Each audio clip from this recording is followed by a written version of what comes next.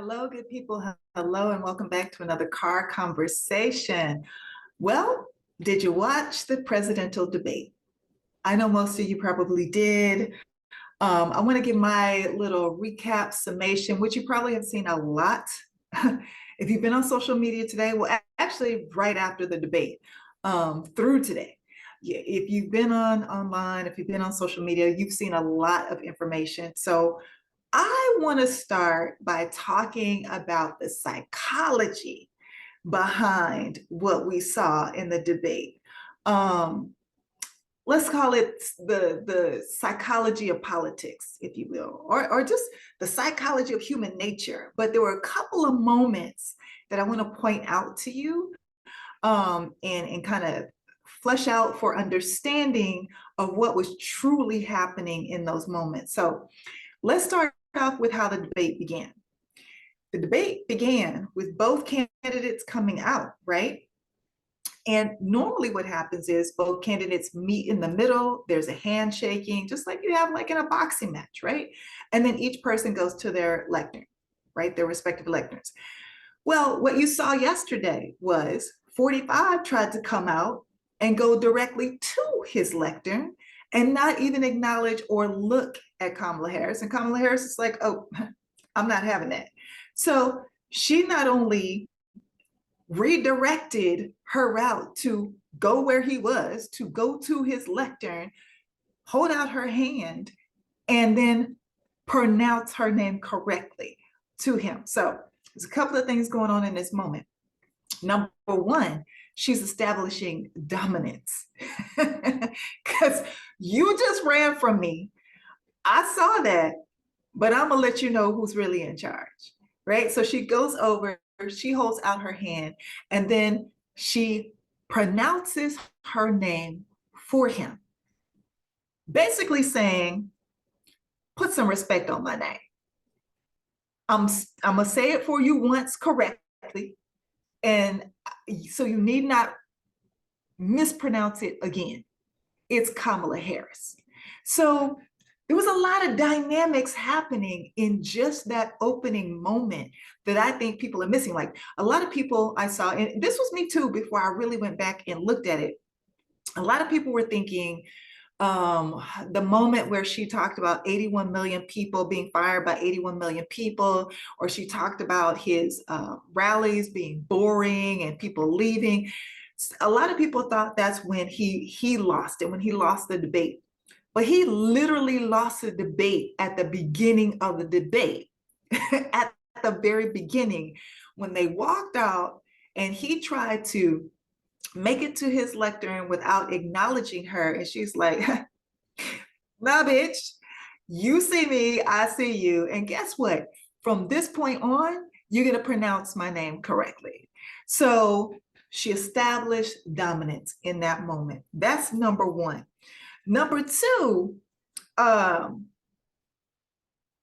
he, from that point on, if you noticed, he probably only looked in her direction one time after that moment, and he never said her name. As a matter of fact, he said her boss. He used basically pronouns. Her, Biden administration, her boss, she, like he never said her name. And he also, I think maybe on one occasion looked in her direction. Now, call me crazy, but that seems to me like a person who, yeah, he's probably trying to slight or diss her in a bit, but also that's a person that, remember that initial moment when she established dominance? His insecurities kicked in. That's what happened. His insecurities kicked in. And then I also think there's some sort of, which he's already acknowledged, he's already called her attractive. And once she heard that, she knew she could play on that as well. So this was a couple of weeks ago.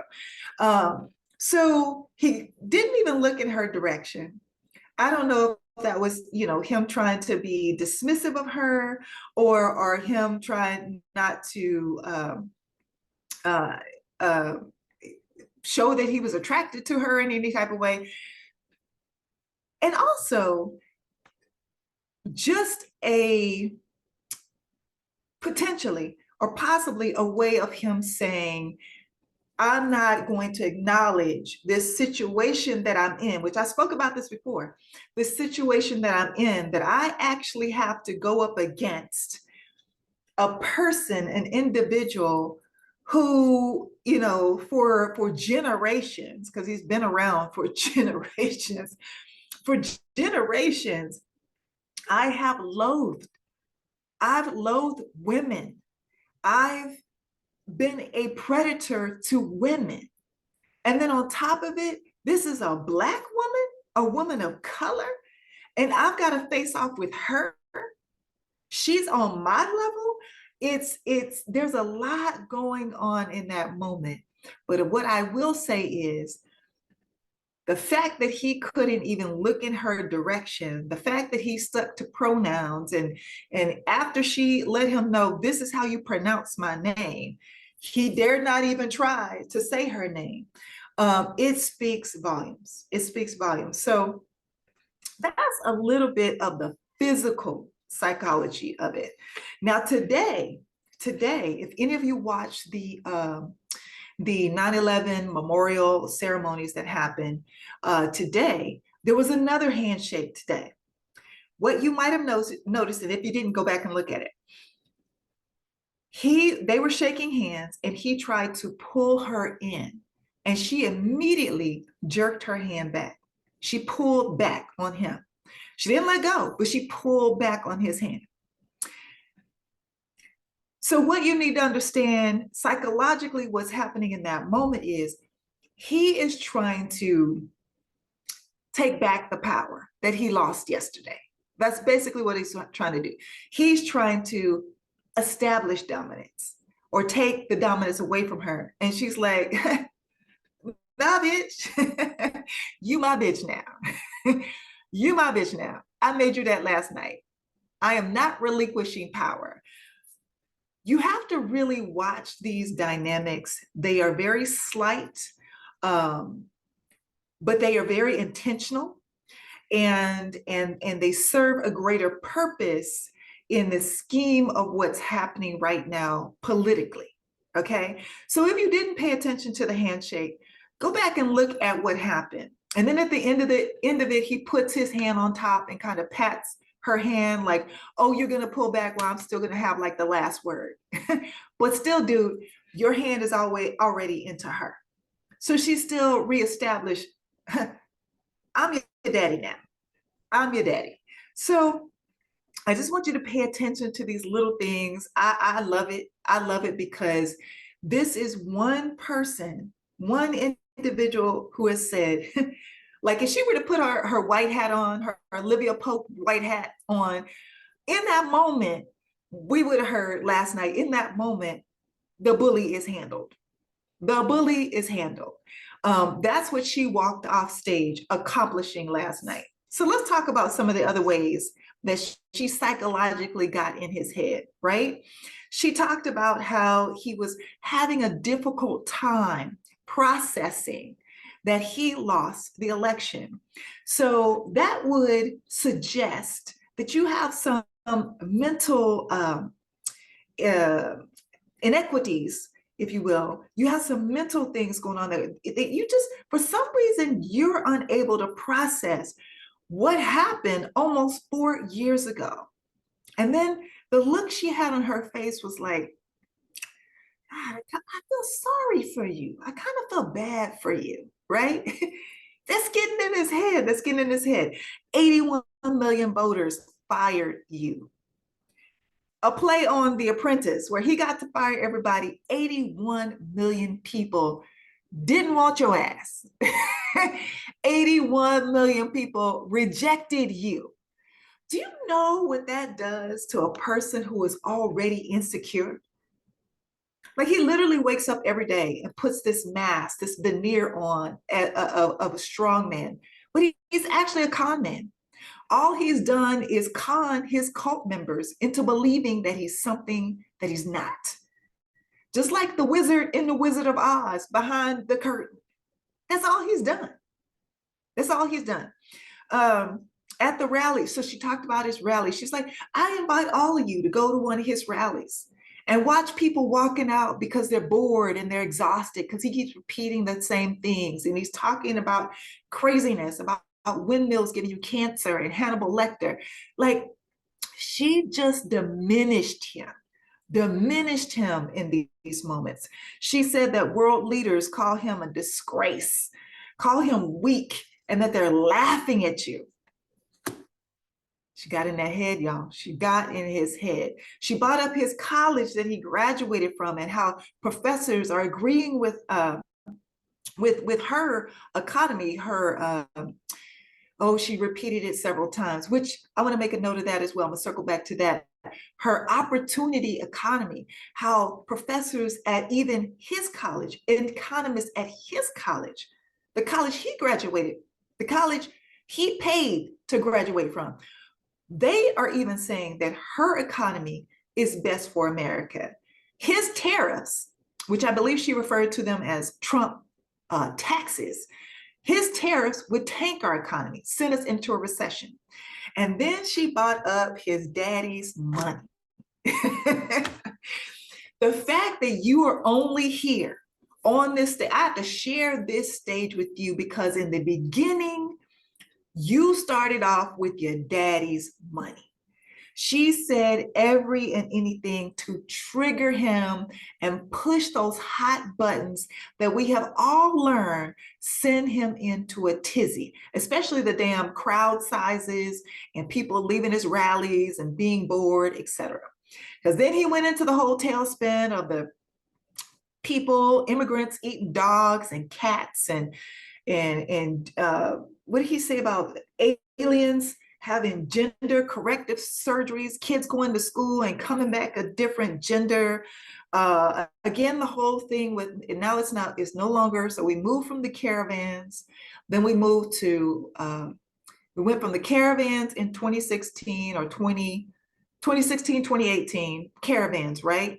Because that midterm election, I believe, were the caravans. Then we moved to Democrats drinking baby's blood, and you had the Pizzagate, right? You remember the Pizzagate, and now it is immigrants, specifically Haitian immigrants, that are eating cats and dogs. That's what they're fear-mongering with now. And then for somebody to be running for the highest office in the land, and you're supposed to have the mental capacity, the intelligence, the educational background to be qualified for this position, to get on that stage and talk about immigrants eating cats and dogs as if you were in a panic about it. Do you understand how neurotic and crazy you made yourself sound? Actually, beyond neurotic, psychotic, you made yourself sound in those moments. I'm quite sure now he understands, but the fact that he didn't think that in that moment, that's what we should all be questioning. That's what we should all be questioning. He praised Victor Auburn, whatever his name is, an authoritarian. He talked about, he refused to say that he wanted the Ukraine to be successful in this war against his buddy Putin. He, praised that weeble that's in North Korea, Kim Jong, whatever, the one he wrote love letters to. All the things that he should not be saying. She literally triggered him enough. She really just kept throwing out bite-sized little morsels for him to jump on each and every time. And he just spiraled. He just spiraled right in front of us. And for all of you that are talking about, well, she never talks about, I don't know what her plans are. She doesn't talk about her plans. She literally repeated her plans over and over and over again in that debate speech. Literally, If you missed it, go back and watch it, and also you might want to check with your doctor, because she repeated it over and over. The economic plan, the housing plan, the $25,000, the tax credits for new families. She talked about all of it in there, right? And what did 45 say? 45's response was that he has a concept of a plan. A concept of a plan. This is somebody who actually served as president for 4 years and has been on vacation for 3.5 years, but only has a concept of a plan.